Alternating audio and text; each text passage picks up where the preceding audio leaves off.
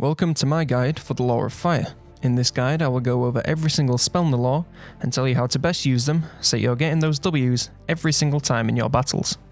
The Law of Fire is one of the more aggressive laws in the game, with 4 of the 6 spells being damage based and the other 2 being buff based. This results in a very strong law which can carry your entire army if you use it well and in combination with your other units.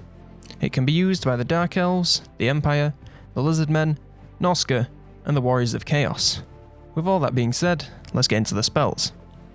Starting us off, we of course have the passive of the law, Kindle Flame. Kindle Flame becomes active whenever the fire spellcaster casts a spell, and it causes all enemy units on the map to gain plus 12 weakness to fire for 15 seconds.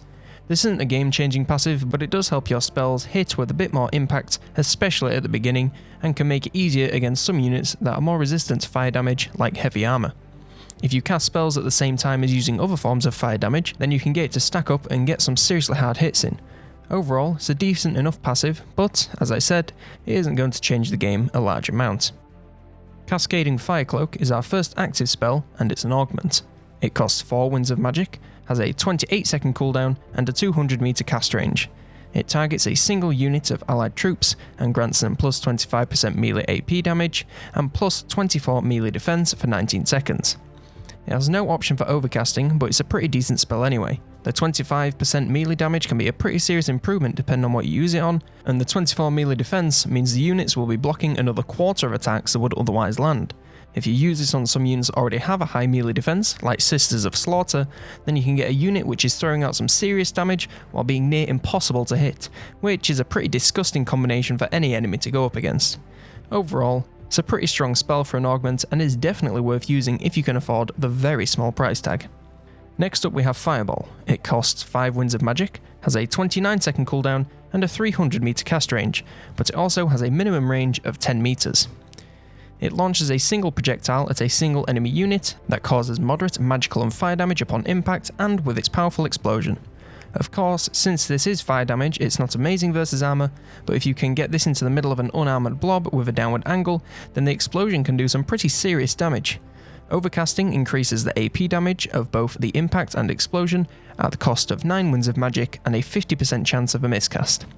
By the way, if you're wondering what impact and explosion damage are, then I have a video explaining that and all the other types of damage linked in the card. It's a pretty common spell to see in battle, especially since it can be bound to many characters, but that doesn't mean it's not particularly strong.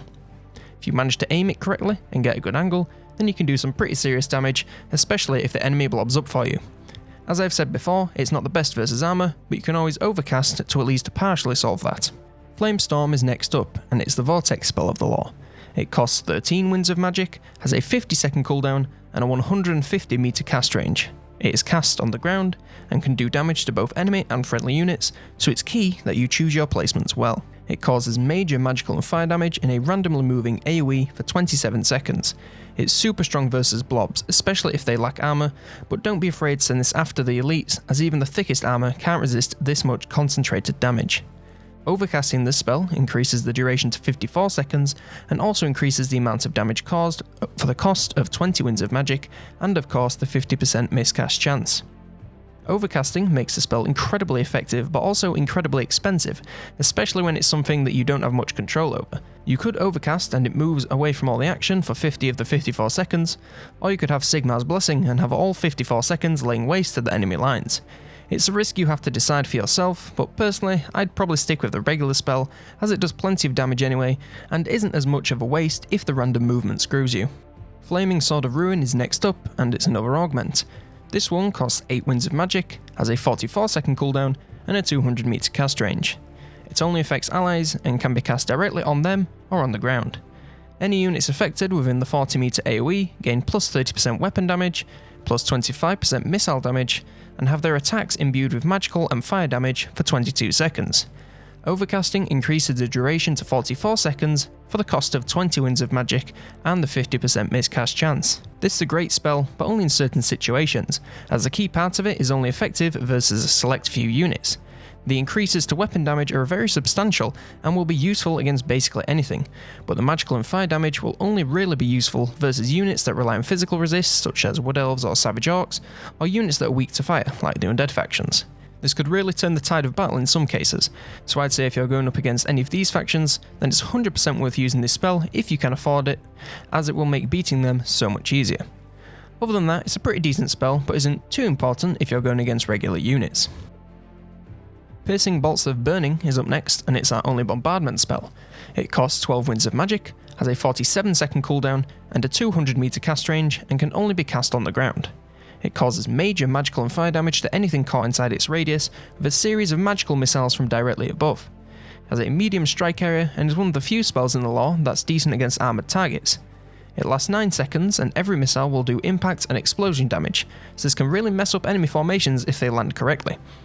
Overcasting increases the strike area and number of missiles fired for the cost of 17 Winds of Magic and a 50% miscast chance. Either the regular or overcast version are good for doing some serious damage to basically anything caught in the radius, but I'd say it's best to keep away from single targets as you have a much smaller chance of getting direct hits than you will if you fire into big clumps. Our final spell is the Burning Head, and it's another Vortex. This one costs 10 Winds of Magic, has a 37-second cooldown, and a 150 meter range. It can only be cast on the ground, and it causes major magical and fire damage to anything it touches. It has a small forward-moving AoE, so it's a lot less random than Flamestorm, but also can hit a smaller number of units if you target poorly. But generally, it's strong if you manage to hit a blob that has weak armour. It lasts for 20 seconds and applies the burnt status effect to anything hit, which will reduce their leadership by 8. Overcasting increases the size of the AoE for the cost of 16 Winds of Magic, and of course a 50% miscast chance. It's a pretty good spell for taking out particular targets if the randomness of Flamestorm isn't cutting it, and while the damage may not be as strong, at least you know where the damage is going, so can actively avoid your own men. If nothing else, it is exceptional at taking out chaff, so you don't have to waste your army's health on garbage units. That concludes this guide on the Lore of Fire. If you enjoyed this video at any point, then please do leave it a like, as it really does help out a lot. Leave a comment with anything you think I missed or should include in future videos. If you'd like to see more videos about Total War Warhammer, then there are links in the card and in the description to playlists to my series. If you enjoyed this video or want to see more, then maybe click that subscribe button so you stay up to date. After all, it is free. For now though, I was COLONELDAMNEDERS, and I'll see you next turn.